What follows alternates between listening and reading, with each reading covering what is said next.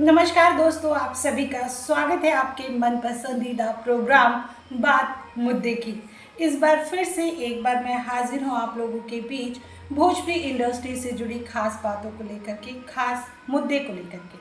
चलिए, लेकिन आज बात करते हैं किसी स्टार के बारे में नहीं, भोजपुरी इंडस्ट्री के बारे में नहीं, बल्कि जो स्टार, जो भोजपुरी के सुपरस्टार हैं, जो पावर स्टार हैं, जो बड़े स्टार हैं, जो हीरो हैं, जो एक्टर हैं, उनकी पत्नियों के बारे में कि आखिरकार बिना कुछ किए, बिना कुछ परफॉर्मेंस दिए भोजपुरी इंडस्ट्री में क्यों अक्सर वो चर्चाओं में बनी रहती हैं।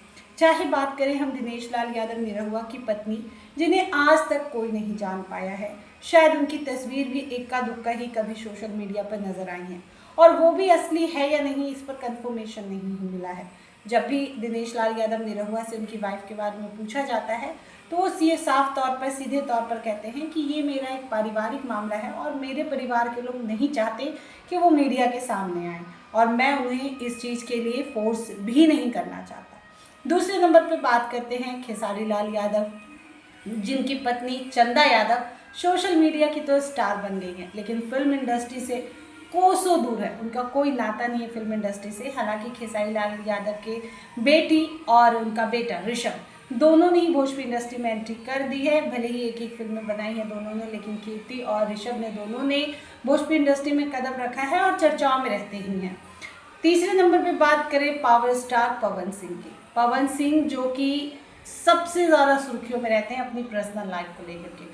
उनकी पहली पत्नी नीलम ने सुसाइड कर लिया, तब भी वो चर्चा में थे। अक्षरा सिंह के साथ उनके काफ़ी ज़्यादा अफेयर के चर्चे आज भी सोशल मीडिया पर चलते रहते हैं, खबरों में बने ही रहते हैं।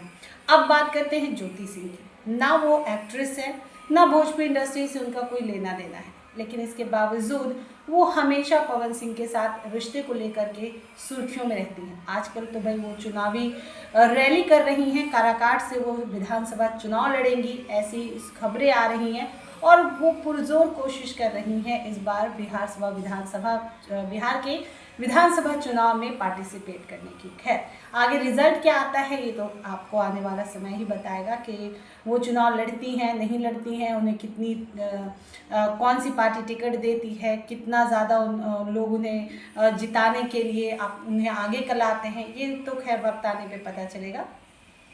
और भी कई एक्ट्रेस हैं, मोनालिसा बात कर ले, विक्रांत सिंह राजपूत की बेपत्नी है ये, संभावना सेठ की बात कर ले, लेकिन ये वो एक्ट्रेस हैं जिन्होंने भोजपुरी इंडस्ट्री में काम किया है, इसलिए सुर्खियों में है। लेकिन बिना इंडस्ट्री में काम किए चर्चाओं में बनी रहती हैं। उनमें सबसे आगे अगर कोई है तो वो है यहाँ पर पवन सिंह की पत्नी ज्योति सिंह। बहुत कम समय हुआ है उनकी शादी को, दोनों पवन सिंह के साथ उनकी शादी बहुत कम समय अभी बीता है, लेकिन सबसे ज़्यादा सुर्खियाँ उन्होंने बटोरी हैं। और यही एक कह सकते हैं, ये एक बहुत बड़ा टॉपिक है कि आखिरकार क्यों भोजपुरी इंडस्ट्री के जो एक्टर हैं, जो लोग हैं, वो अपनी फैमिली को, अपने लोगों को लैमलाइट से दूर रखें। बॉलीवुड को देख लीजिए, कौन कहाँ जा रहा है, कौन जिम जा रहा है, कौन से स्टूडियो में जा रहा है, कौन सा फिल्म साइन हो रहा है, सबको सब कुछ पता होता है। किसकी बेटी कहाँ वेकेशन मना रही है, किसके साथ है, सब। लेकिन भोजपुरी इंडस्ट्री में ऐसा नहीं है।